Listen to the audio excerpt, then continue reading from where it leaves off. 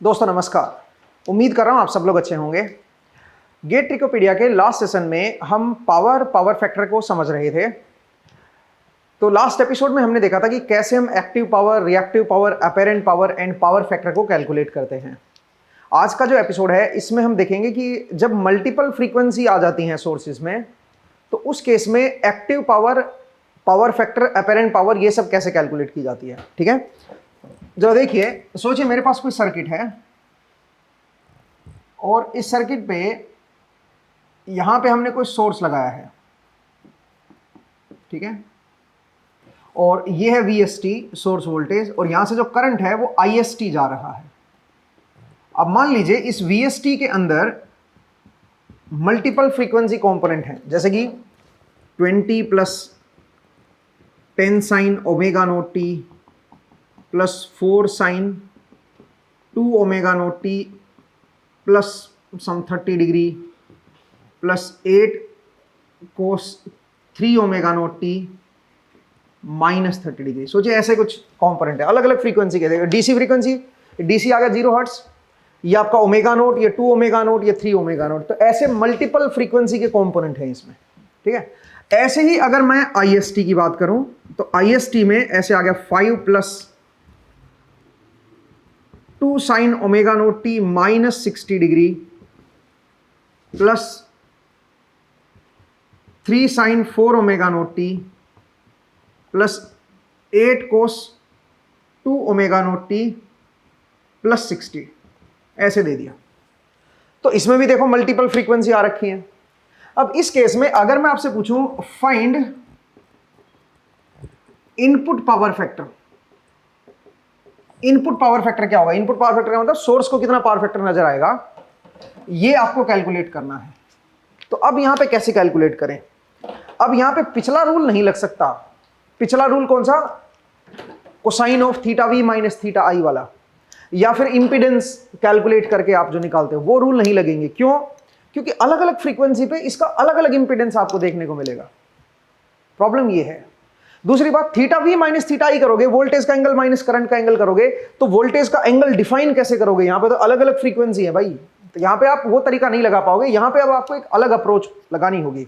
अब जो power factor का आपको फॉर्मूला लगाना होगा वो होगा active power divide by apparent power, ये लगाना होगा। मतलब ये एक तरह का यूनिवर्सल फॉर्मूला है, आप ये कह सकते हो। पावर फैक्टर के लिए ये पहले भी लगता था, ये अभी भी लगेगा, खासकर जब मल्टीपल फ्रीक्वेंसी कंपोनेंट आते हैं तब भी ये फॉर्मूला एप्लीकेबल है। सिंगल फ्रीक्वेंसी कंपोनेंट में भी ये फॉर्मूला एप्लीकेबल था, बाकी फॉर्मूले पावर फैक्टर के एप्लीकेबल नहीं है, इसलिए ये काफी इंपॉर्टेंट है भाई, ठीक है। अब लेकिन प्रॉब्लम यहाँ पे एक्टिव कैसे निकालें और अपेरेंट कैसे निकालें? तो एक्टिव निकालने के लिए हमें पार्शियल रिलेशन को समझना होगा। पार्शियल रिलेशन, अब ये पार्शियल रिलेशन क्या कहती है? With the help of this partial relation we can find active power, active power and apparent power. हालांकि अपेरेंट तो नहीं निकालेंगे, एक्टिव ही निकालेंगे, ठीक है। तो पार्शियल रिलेशन की हेल्प से हम एक्टिव पावर निकाल सकते हैं। कैसे निकालेंगे जरा देखिए। जब भी ऐसे मल्टीपल फ्रीक्वेंसी कंपोनेंट आ रखे होते हैं तो सबसे पहला काम ये किया करो कि सबको साइन में कन्वर्ट कर लो। ऊपर वालों को भी साइन में, नीचे वालों को भी साइन में। तो ऊपर वाले जरा देखो, यहाँ पे कोस आ रखा है ना, तो कोस को साइन में कैसे कन्वर्ट करेंगे बताओ? इसमें 90 डिग्री ऐड कर दो, ठीक है। कोस थीटा क्या होता है? साइन 90 + थीटा कर दो। साइन 90 + थीटा क्या होता है? कोस थीटा ही होता है, ठीक है ना। तो अगर मैं इसको साइन में कन्वर्ट करूंगा तो इसमें 90 डिग्री ऐड कर दूंगा, 90 डिग्री ऐड करने पे ये बन जाएगा +60। सही है जी, एक बार देख लो। ऐसे ही नीचे भी सबको साइन में कन्वर्ट कर दो, तो यहाँ पे कोस है, कोस को साइन में कन्वर्ट करोगे तो यहाँ पे क्या हो जाएगा साइन, और इसमें 90 डिग्री ऐड करोगे तो 150 हो जाएगा ये। ठीक है भाई, एक बार जरा देख लो।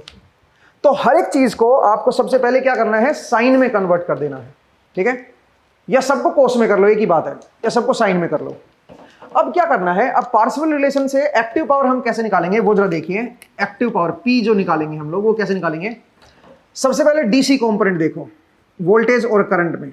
डीसी कंपोनेंट वोल्टेज में भी है और करंट में भी है, तो दोनों को मल्टीप्लाई कर दो। ठीक है, तो 100 तो ये हो गया +1/2। डीसी को डायरेक्ट मल्टीप्लाई कर दिया करो, वोल्टेज का भी डीसी कंपोनेंट और करंट का भी डीसी कंपोनेंट मल्टीप्लाई कर दो, कुछ नहीं करना उसमें। अच्छा, अगर वोल्टेज में डीसी कंपोनेंट है, करंट में ना होता, तो करंट का 0 लेते, फिर ये वाला कंपोनेंट 0 हो जाता। ठीक है, तो इसलिए आपको ध्यान रखना है, अगर डीसी कंपोनेंट वोल्टेज में भी है और करंट में भी है तो फिर उनको मल्टीप्लाई करना। सेम फ्रीक्वेंसी टर्म्स आपस में मल्टीप्लाई होंगी, याद रखिएगा, सेम फ्रीक्वेंसी टर्म्स आपस में मल्टीप्लाई होंगी। तो अगर इधर 0 फ्रीक्वेंसी वाले टर्म्स है तो इधर भी 0 फ्रीक्वेंसी वाले टर्म्स ही होनी चाहिए, वो मल्टीप्लाई होगी। ठीक है, तो यहाँ पे 20 है तो यहाँ पे 5 है, तो दोनों को मल्टीप्लाई किया तो यहाँ पे 100 आ गया +1/2। अब आइए, यहाँ पे ओमेगा नॉट फ्रीक्वेंसी है, ये भी ओमेगा नॉट फ्रीक्वेंसी है, तो सेम फ्रीक्वेंसी कंपोनेंट हो गया, तो इनको हम मल्टीप्लाई करेंगे। लेकिन क्योंकि ये साइनोसॉइडल टर्म है और ये मैक्स वैल्यू है, तो इसलिए 1/2 करेंगे। 1/2 इंटू 10 इंटू 2 20 कोस ऑफ इनके बीच का एंगल का डिफरेंस। इसमें कोई एंगल नहीं है, इसमें -60 है, तो जब आप डिफरेंस लोगे 0 माइनस ऑफ -60 तो ये बन जाएगा cos 60। ठीक है, अब आइए यहाँ पे 2 ओमेगा नॉट टर्म है, लेकिन इसमें तो 2 ओमेगा नॉट टर्म यहाँ पे है ना, 2 ओमेगा नॉट टर्म। ठीक है, जरा देखो ध्यान से, यहाँ पे 2 ओमेगा नॉट टर्म है, यहाँ पे भी 2 ओमेगा नॉट टर्म है, तो इसका मतलब क्या होगा, इसका मतलब ये इसके साथ मल्टीप्लाई होगा। तो 1/2 तो हमने बाहर कर ही रखा है, 4 दूने 8। ठीक है, 4 दूने 8, 8 ये हो गया, तो प्लस यहाँ पे 8 और कोस ऑफ एंगल का डिफरेंस। ठीक है, तो यहाँ पे 30 डिग्री है, यहाँ पे 150 है, एंगल का डिफरेंस लोगे तो 120 डिग्री आ जाएगा। आप बोलोगे सर -120 आएगा, अब कोस के अंदर प्लस माइनस का फर्क नहीं पड़ता। ठीक है, तो ये वाला जो कंपोनेंट है ये इसके साथ मिलकर एक्टिव पावर बनाएगा। ठीक है, एक बार जरा देखो, 8 चौके 32, मैंने गलत कर दिया, यहाँ पे 32 आएगा। ठीक है, 32 आएगा ना भाई, देखो ये 4 है, ये 8 है ना, तो 8 चौके 32 और कोस ऑफ एंगल का डिफरेंस, यहाँ पे 30 है, यहाँ पे 150 है, तो डिफरेंस लोगे तो 120 आ जाएगा। ठीक है, तो कोस 120 यहाँ पे हम लिखेंगे। ठीक है, प्लस आइए, अब प्लस आइए, यहाँ पे देखो 3 ओमेगा नॉट टर्म है, 8 जो है वो मैक्सिमम वैल्यू है 3 ओमेगा नॉट टर्म की, लेकिन इधर तो कोई 3 ओमेगा नॉट टर्म है ही नहीं, तो इसका मतलब ये जो कंपोनेंट है ये एक्टिव पावर को नहीं देगा, इसकी वजह से कोई एक्टिव पावर नहीं आएगी, 0। ठीक है, तो इसकी वजह से कोई एक्टिव पावर। ऐसे ही करंट में देखो, करंट में 4 ओमेगा नॉट वाली टर्म है, लेकिन वो वोल्टेज में नहीं है, तो इसका मतलब इस कंपोनेंट की वजह से कोई एक्टिव पावर नहीं आएगी, 0 ही रहेगी। ठीक है, तो लिखने की जरूरत भी नहीं होती, सिर्फ आप इतना ही कर दो। तो अब आप इसको कैलकुलेट कर लो, इसको हम बोलते हैं एक्टिव पावर या एवरेज पावर भी आप बोल सकते हो। ठीक है, इतनी एक्टिव पावर यहां से जाएगी। पॉइंट को समझिए भी कैसे हम कैलकुलेट करते हैं। ठीक है, तो पार्शियल रिलेशन क्या कहती है, कहती है कि डीसी डीसी मिला दो आपस में, उसमें कुछ नहीं करना, जस्ट प्रोडक्ट लेना है। सेम फ्रीक्वेंसी टर्म्स मिलके ही एक्टिव पावर बनाती हैं, याद रखिएगा। तो अगर वोल्टेज में डीसी है तो करंट में भी डीसी होगा, तभी एक्टिव पावर आएगी। तो अगर दोनों में डीसी है तो मल्टीप्लाई कर दो, सीधा यहां पे लिख दो प्लस। अब एसी जो कंपोनेंट्स है, साइनोसॉइडल कंपोनेंट्स जो है, उनके लिए हाफ करेंगे भाई। क्यों हाफ कर रहे हो, क्योंकि आप इनकी मैक्सिमम वैल्यू का यूज कर रहे हो ना, ये सारी मैक्सिमम वैल्यू है इंडिविजुअल कंपोनेंट की। तो अगर आप मैक्सिमम वैल्यू का यूज कर रहे हो तो हाफ करना बहुत जरूरी है, तो इसलिए हाफ। अब आइए, वोल्टेज के अंदर ओमेगा नॉट फ्रीक्वेंसी की टर्म्स है और करंट के अंदर भी ओमेगा नॉट फ्रीक्वेंसी की टर्म है, तो इसलिए इन दोनों को मल्टीप्लाई करेंगे। ठीक है, तो यहां पे 20 लिख दिया, और कोस ऑफ एंगल का डिफरेंस, इनके बीच में एंगल का डिफरेंस कितना है, 60 डिग्री का है, तो यहां पे कोस 60 कर दिया। प्लस ऐसे ही जरा देखो, 2 ओमेगा नॉट जो है वो 2 ओमेगा नॉट के साथ मिलकर पावर देगा, तो 8 चौके 32, बाहर हाफ तो है ही, यहां पे 32 आ गया। कोस ऑफ एंगल का डिफरेंस, तो कोस 120 हो गया। ऐसे ही आ जाओ, यहाँ पे 3 ओमेगा नॉट है, यहाँ पे तो 3 ओमेगा नॉट है ही नहीं, तो इसकी वजह से कोई पावर नहीं जाएगी। ऐसे यहाँ पे देखो 4 ओमेगा नॉट यहाँ पे है, बट यहाँ पे तो नहीं है, तो इसकी वजह से भी कोई एक्टिव पावर नहीं जाएगी। तो ये हमारे पास एक्टिव पावर का फॉर्मूला आ गया है। ठीक है, इस तरह से हम एक्टिव पावर को कैलकुलेट करेंगे। अब आइए एपेरेंट पावर। एपेरेंट पावर कैसे कैलकुलेट करते हैं, तो एक्टिव तो समझ आ गया भाई कैसे होगा। एपेरेंट पावर देखिए, एपेरेंट पावर में क्या होगा, हम इसकी आरएमएस वैल्यू लेंगे, VST RMS into IST RMS. Apparent power में आप आरएमएस वैल्यू का मल्टीप्लिकेशन कर दो बस, ठीक है। एपरेंट पावर में आरएमएस वैल्यू को मल्टीप्लाई कर दो बस, उससे आपके पास क्या आ जाएगी, एपरेंट पावर भी आ जाएगी, ठीक है। एपरेंट पावर में आरएमएस वैल्यू का मल्टीप्लिकेशन होगा। तो सबसे पहले इसकी आरएमएस वैल्यू निकालते हैं। वीएसटी आरएमएस जरा देखते हैं। वीएसटी आरएमएस क्या होगा, इसका आरएमएस कैसे निकालोगे, डीसी कंपोनेंट का स्क्वायर प्लस 1/2, आरएमएस वैल्यू तो आपको पता होगी भाई कैसे निकालते हैं, 1/2 एसी कंपोनेंट्स का स्क्वायर कर दो, तो 10 का स्क्वायर 100 प्लस 4 का स्क्वायर 16 प्लस 8 का स्क्वायर 64, ठीक है भाई। और इसका ले लो रूट, ये होगी हमारे पास सोर्स वोल्टेज की आरएमएस वैल्यू, जो सोर्स वोल्टेज है वीएसटी उसकी आरएमएस वैल्यू। ऐसे ही हमारे पास सोर्स करंट की जो आरएमएस वैल्यू आएगी वो क्या आएगी भाई, रूट ऑफ डीसी कंपोनेंट का स्क्वायर, डीसी कंपोनेंट यहाँ पे 5 है तो 25 हो जाएगा, प्लस 1/2 एसी कंपोनेंट्स का स्क्वायर, एसी कंपोनेंट कितना है 2 का स्क्वायर 4, 3 का स्क्वायर 9 और 8 का स्क्वायर 64, ठीक है भाई। ये हमारे पास जो है वोल्टेज की आरएमएस है, ये करंट की आरएमएस है। इन दोनों का जब मल्टीप्लिकेशन कर दोगे तो आपके पास क्या आ जाएगी, एपरेंट पावर आ जाएगी।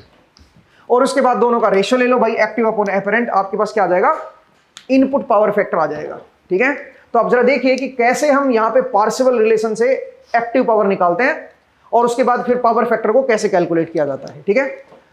आई होप आपको क्लियर हुआ कि active power and power factor यहां पे हम कैसे कैलकुलेट करते हैं, ठीक है। मैं इसको रब कर रहा हूं भाई। नेक्स्ट जरा देखिए,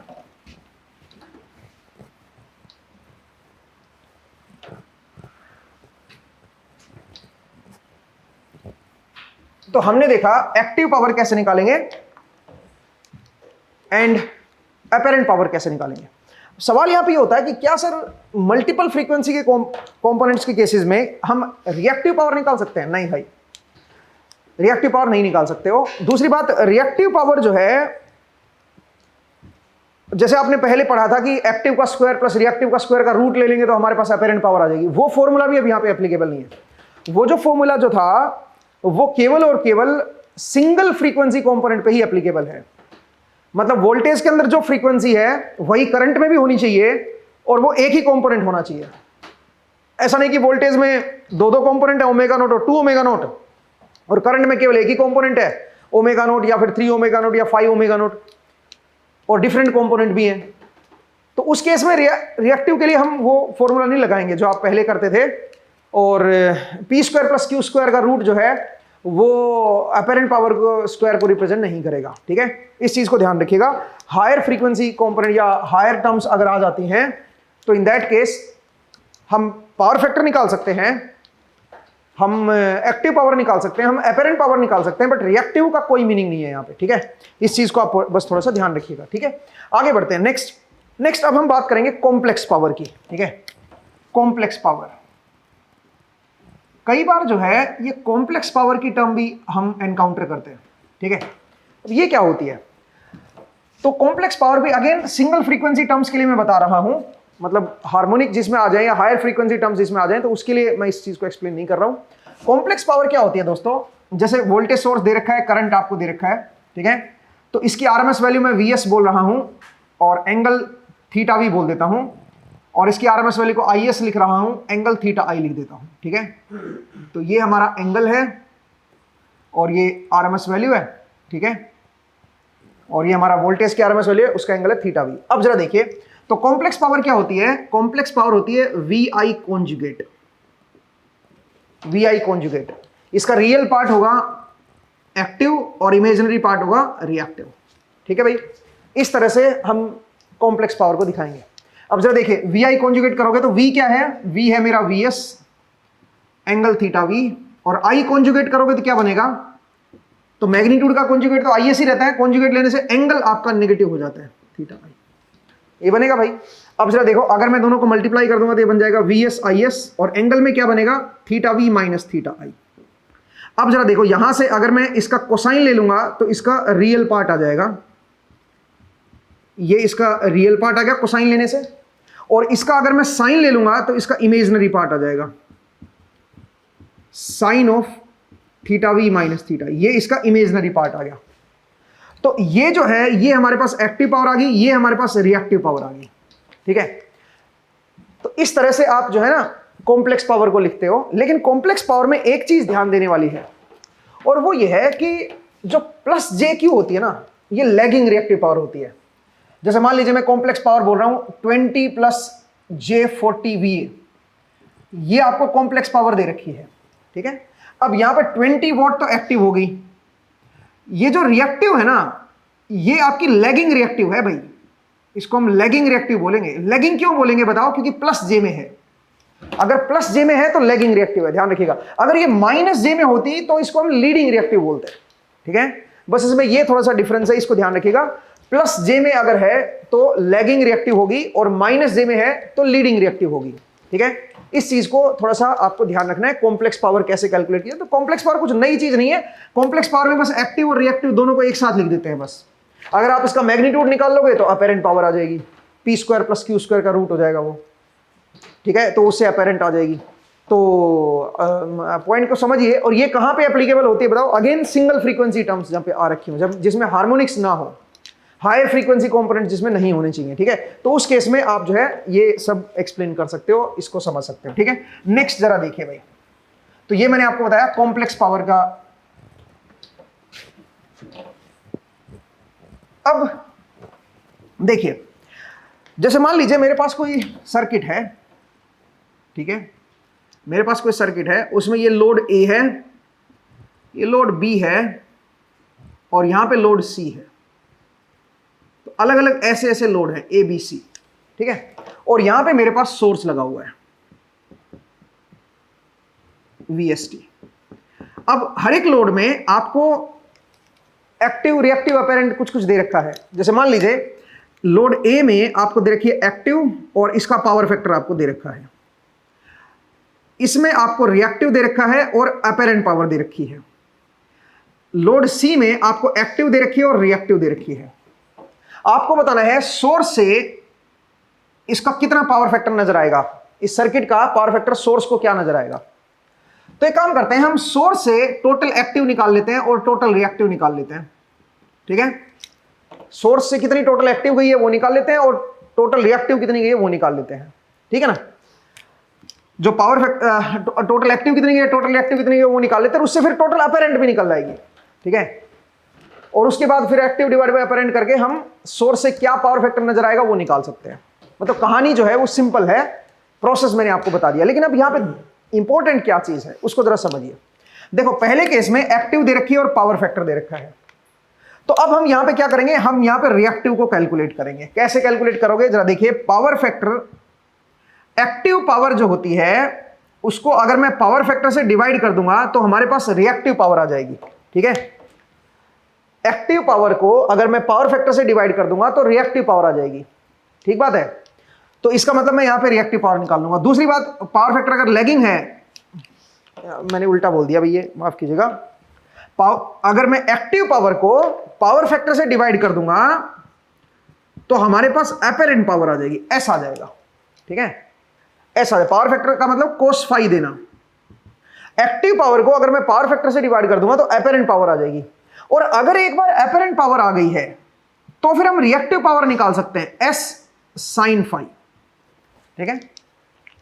और क्योंकि पावर फैक्टर लैगिंग है तो ये भी लैगिंग होगी, अगर लीडिंग है तो ये भी लीडिंग होगी। तो इस तरह से आप क्या करोगे बताओ, इस तरह से आप जो है रिएक्टिव भी निकाल लोगे। हर एक लोड की एक्टिव और रिएक्टिव निकाल लेनी है। इसमें देखो, इसमें एक्टिव दे रखी है, रिएक्टिव दे रखी है और अपेरेंट दे रखी है, तो आप एक्टिव निकाल सकते हो। एक्टिव इज √(s² - q²), ठीक है। इस तरह से एक्टिव निकाल सकते हो। और इसमें एक्टिव रिएक्टिव तो दे ही रखी है। आई होप आपको समझ आया कि एक्टिव रिएक्टिव कैसे निकालेंगे। रिएक्टिव में बस आपको यह ध्यान देना है कि भाई लैगिंग रिएक्टिव है कि लीडिंग रिएक्टिव है, वहां पे मिस्टेक नहीं करनी है। लैगिंग लीडिंग का आपको पता होना चाहिए पहले ही। अब करेंगे क्या आप, अगर मुझे टोटल आपको एक्टिव निकालनी है सोर्स से, तो आप हर एक लोड की एक्टिव को ऐड कर दो, PA + PB + PC। हर एक लोड की एक्टिव को ऐड कर दो, आपके पास टोटल सोर्स की एक्टिव पावर आ जाएगी। ऐसे ही अगर रिएक्टिव निकालनी है तो हर एक लोड की रिएक्टिव को ऐड कर दो। अगर ये दोनों लैगिंग है और ये लीडिंग है तो इसको सबट्रैक्ट कर दो लैगिंग में से। देख लो लैगिंग वाला पार्ट ज्यादा है कि लीडिंग वाला पार्ट ज्यादा है। तो लैगिंग और लीडिंग एक दूसरे के ऑपोजिट होते हैं, ध्यान रखिएगा। तो अगर सोचे कि ये पावर लैगिंग है, ये दोनों लीडिंग है और लीडिंग वाला कंपोनेंट बड़ा है लैगिंग से, तो लीडिंग में से लैगिंग माइनस कर दो, रिजल्टेंट जो आएगा वो लीडिंग ही आएगा फिर, ठीक है। तो इस तरह से आप क्या कर सकते हो, इस तरह से आप टोटल रिएक्टिव निकाल सकते हो, टोटल एक्टिव निकाल सकते हो। अगर एक बार टोटल एक्टिव और टोटल रिएक्टिव आ गई ना, फिर हम क्या करेंगे, फिर हम अपेरेंट निकाल लेंगे, फिर हम टोटल अपेरेंट निकाल लेंगे सोर्स की, और वो होगी PS का स्क्वायर प्लस QS का स्क्वायर, ठीक है। और एक बार अपेरेंट आ गई, एक्टिव डिवाइड बाय अपेरेंट करके हम इनपुट पावर फैक्टर निकाल लेंगे, ठीक है। सोर्स से कितना पावर फैक्टर नजर आएगा वो निकाल लेंगे। लेकिन यहां पे सोचने वाली बात यह है कि कुछ लोग ये सोचते हैं कि सर सबकी अपेरेंट पावर को क्यों नहीं इंडिविजुअली ऐड कर दिया, सबकी अपेरेंट पावर को भी इंडिविजुअली ऐड करके टोटल अपेरेंट निकाल लेते हैं। जैसे आपने सबकी एक्टिव पावर को ऐड करके टोटल निकाली ना, ऐसे ही सबकी रिएक्टिव पावर को ऐड करके टोटल निकालिए, तो ऐसे अपेरेंट पावर को भी ऐड करके टोटल निकाल लेते हैं। हम ये नहीं करेंगे, ठीक है। अपेरेंट पावर कभी भी डायरेक्टली ऐड नहीं होती। आप बोलोगे सर ऐसा क्यों नहीं होता, क्योंकि जरा देखिए लोड ए में कुछ एक्टिव है और कुछ रिएक्टिव है, ठीक है। तो अगर मैं इसको लिखूंगा तो ये बनेगा ऐसे एंगल सम थीटा, थीटा ए बोल देता हूं मैं इस एंगल को। अगर इसको मैं कॉम्प्लेक्स पावर की तरह लिख दूं और फिर इसका मैग्नीट्यूड और एंगल पोलर फॉर्म में कन्वर्ट करूं, तो ये इसका जो मैग्नीट्यूड है वो अपेरेंट बन जाएगा और इसका एक एंगल भी आएगा। ऐसे ही लोड बी में देखिए, लोड बी में एक्टिव पीबी है और रिएक्टिव मान लीजिए क्यूबी है, तो इसका जब आप अपेरेंट निकालोगे तो एस बी आ जाएगा और एंगल आएगा थीटा बी, ठीक है। ऐसे ही अगर लोड सी की बात करूं तो पीसी प्लस जे क्यू सी, तो इसका बन जाएगा एस सी एंगल थीटा सी। तो अब जरा देखिए जब आप इनको ऐड करोगे ना तो ये सेम डायरेक्शन में नहीं है, ये सेम एंगल पे नहीं है, ये एक पोलर फॉर्म में है। ये पावर कॉम्प्लेक्स पावर है, सबको मैंने कॉम्प्लेक्स पावर निकाल ली ना, और उसकी हेल्प से फिर मैंने उनको पोलर फॉर्म में लिख के अपेरेंट पावर निकाल ली सबकी। तो जब मैं इनको जोड़ूंगा ना तो इंडिविजुअली आप एल्जेब्रिक एडिशन नहीं कर सकते हो आप इसका। हाँ इनका कर सकते हो आप, क्योंकि ये रियल पार्ट है, यहाँ पे भी रियल पार्ट है, यहाँ पे भी रियल पार्ट है, तो जब जोड़ोगे तो रियल रियल जुड़ जाएगा, इमेजिनरी इमेजिनरी जुड़ जाएगा। इसका मतलब रिएक्टिव पावर इंडिविजुअली जोड़ सकते हो, एक्टिव को भी इंडिविजुअली जोड़ सकते हो, बट अपेरेंट को नहीं जोड़ सकते हो, ठीक है। अपेरेंट अलग अलग एंगल पे है भाई, पॉइंट को समझिए। तो आप अपेरेंट के ऊपर एल्जेब्राइक एडिशन नहीं कर सकते हो, तो आपको अपेरेंट तो फिर एक्टिव टोटल और टोटल रिएक्टिव से ही निकालनी पड़ेगी, ठीक है। और एक बार अपेरेंट आ गई है उसके बाद फिर हम एक्टिव और अपेरेंट का यूज करके इनपुट पावर फैक्टर को कैलकुलेट करेंगे, ठीक है। तो ये काफी इंपॉर्टेंट कंसेप्ट है, इसको आप थोड़ा सा ध्यान रखिएगा। अगले एपिसोड में जब आपसे मुलाकात होगी दोस्तों, तो इससे रिलेटेड हम कुछ प्रॉब्लम्स को डिस्कस करेंगे और एक कंसेप्ट को समझेंगे जिसको हम बोलते हैं पावर फैक्टर इंप्रूवमेंट, क्योंकि उससे रिलेटेड भी क्वेश्चंस कई बार पूछे जाते हैं। तो आज के लिए इतना ही करते हैं, अगले एपिसोड में फिर से आपसे मुलाकात होगी। अपना ख्याल रखिए, पढ़ते रहिए, मुस्कुराते रहिए, नेक्स्ट टाइम मिलेंगे। Thank you.